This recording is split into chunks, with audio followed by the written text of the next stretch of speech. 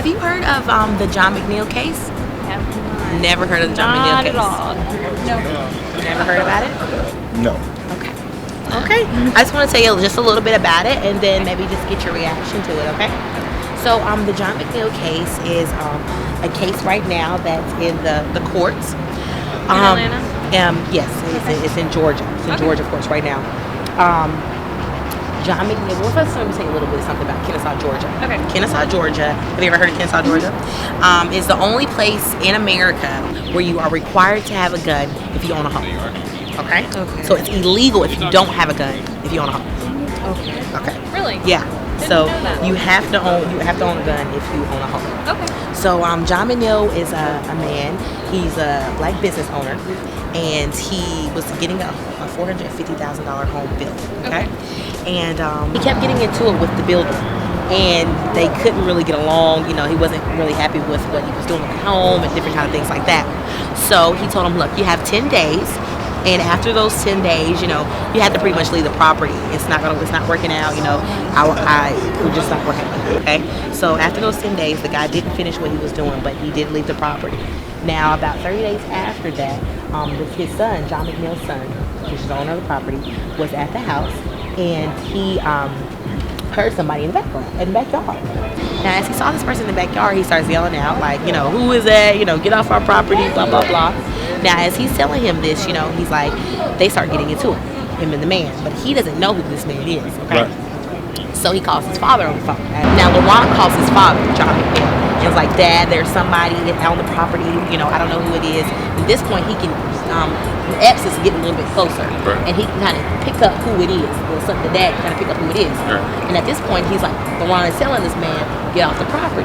The guy pulls out a knife on the son and tells him, you make me, okay? So at this point, John McNeil says, look, get inside of the house right now, lock the door, and I'm calling the police, and I'm on my way, okay? So he does exactly what his father says. He gets inside of the house, locks the door, and John McNeil calls the police, and he's on his way. Now, John McNeil arrives before the police do, okay? Mm-hmm. Now, as he arrives at the house, once he gets there, he gets his gun, of course, out of the glove compartment, locks it, loads it, gets it ready, you know? So as he gets it ready, he goes inside, gets out of the car, he sees Epps from at another house right beside him. Now, he can see Epps, his truck, from right in the house right beside him, okay? Right. He sees the truck. So he sees him get something out of his truck and put it in his pocket and starts to come onto his property, okay? Now, at this point in time, he's pressing onto the property at a little fast pace. There's a guy right across the street and detailing his Ferrari, seeing everything that's going on. This is the witness, okay? So he's walking across to his property. Once he gets on the property, they start getting into it. Like, look, get off my property. You know, I got a gun. You need to leave, okay? And he starts pressing a little bit further. John McNeil lets him know that I have a gun, okay? Right. So you might want to leave. Right. That is not scary. So John McNeil gives him a warning shot at the ground, okay? As the witness says, he gave him a warning shot at the ground. Right. Now, in my right mind, I'm gonna leave. After that, you give me a warning shot, you about to shoot, I'm out, you know? I'm going when you first tell me you got a gun in, period. That was the first warning. No. The witness says that after he gave him the warning shot, Epps runs faster. The builder guy runs at the house owner with the gun who's already shot a warning shot. Once Brian Epps gets within 3 feet, less than 3 feet is what the forensics said. Okay. Once Epps gets within 3 feet, which is pretty much what I'm in within you guys, less than 3 feet, what the forensic says, he shoots him in the head. John McNeil shoots him, okay? Now, within less than 3 feet is right pretty much this width. The attorney said that he was so close to him that he touched him as he went to the ground, okay? Now, when the police get there, they interview everyone at the scene for 2 hours each, okay? They find it as self-defense, okay? They find the knife, and the forensic person finds a knife within his pocket. The forensic person says he was in less than 3 feet of John McNeil, and find it as self-defense. They interview everyone for 2 hours each, okay? Yeah. 2 hours each. They find the knife on Epps. They have the witness across the street and everything, right? Everything lines everything. Up. The chief police, the chief police, 2 chief police officers find it as self-defense because that's what it is. You know, they have the witness. Ron is there. The son was inside the house. He didn't come out. He could hear what was going on, but he was inside of the house. They had the witness across the street, and they interviewed everybody, and the evidence is pretty much there. Yeah. So, over 200 days later, after this, Patrick Head, the Attorney General, white man, is trying to get reelected. Okay. Now he keeps getting letters from Epps' wife. The wife of Epps, she keeps sending letters to the Attorney General like, this is not right, it's not right, it's not right, it's not right, blah blah blah. So the Attorney General is up for re-election about 200 days later. Okay, little over 200 days later, he's up for re-election. He feels as if he's not going to get re-elected. Okay, in my opinion, and he goes to the police department and tells them to throw John McNeil in jail. 200 some days later, he calls the police department and tells the police department to lock John McNeil up for murder. Police department says no, we're not going to do that. We found this in self-defense. Right. You know, we interview these people. So he calls the sheriff, which is also up for re-election. Now, when they go to the court, then when they go to the police department to go pick him up, they tell him no, this is self-defense, we're not picking him up. So he gets the sheriff to go and pick him up, which was up for re-election also. They pick him up, for murder. Yes. The sheriff locks him up for murder. Now, at this point in time, he goes to trial, and they find him guilty of murder.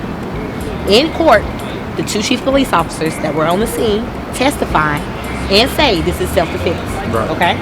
They have the witness, they have LaRon, all these people in self-defense. But they still find this man as murdered. What's happening right now is that he's been in jail for 6 years. Wow. Okay. He's been in jail for 6 years. So what's happening right now is that we've had petitions out there, we've had press releases and all this kind of things. So now the judge has found habeas corpus, which is pretty much saying, that he did not defend his rights. Okay. Yeah. So the judge has signed that, but the thing about it is the attorney, after the judge has signed it, he can't be just released because the judge signed habeas corpus. He can be released, but the attorney wants to still prosecute again. Yeah, well, I mean, I feel like Kennesaw's in Cobb County, right? Mm-hmm. Which is kind of like notorious for being ridiculous as far as their justice system goes. Mm-hmm. That's all I have to say. And so what we're doing now is we're putting this video out. Yeah, so definitely. that we can raise awareness, because look, you didn't know about it, did you? I didn't know about it, but like I am aware of many terrible things that like just politics and hurting innocent people for the sake of like whatever they're trying to do. So yeah, I'm supportive of what you're doing. Yeah, it's infuriating. And we don't justify, we don't justify murder. We don't say murder is the right thing to do, but what we do say is justice is the right thing, and he should be justified, because this man was either, did it take for 2 bodies to be taken on that day for people to see his son as well? 3. Did you take for 3 and a property to be destroyed? For it to be justified? Like, this man, his house has went into foreclosure. His wife had to move back to North Carolina. Her cancer was in remission for 15 years, and now it's back. Under stress. He's missed 6 years of his son's life. He's grown from a boy to a man without his father there. This is a victim now of another man, dad in jail. Another black son without his father because he's in jail. Now, I don't justify like, oh, we throwing all our black men in jail. I don't justify that, because if you do wrong, then you should be put in jail. But when right is right and your civil rights are stripped from you, it's not right. Whether you're black, white, Asian, it doesn't matter. His civil rights were stripped from him.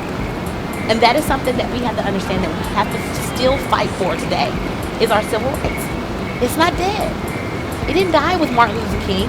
It didn't die with any of these people. We still have to fight for these rights as Americans. And that's what we're here to do. We're starting an organization called Speak Out Loud. Speak out against everything. So the organization that we started is called Speak Out Loud, and we're trying to get young people to be able to speak out against anything and everything. Anything they want to speak out against, we want to be able to do that. When something happens like John McNeil or Trayvon Martin, we want people to be able to come to us and for us to speak out.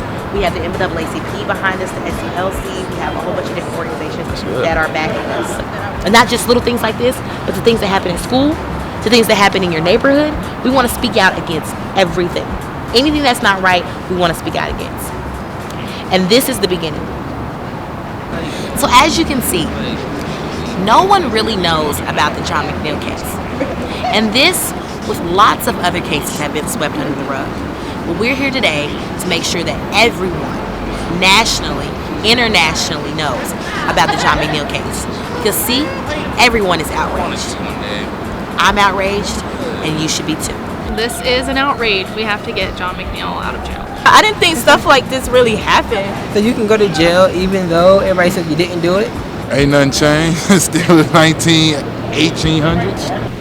Sending an innocent man to jail is not right. Did this really happen? Speak out loud. Speak out loud. Speak out loud. Speak out loud. Speak out loud. Speak out loud, baby. Speak out loud.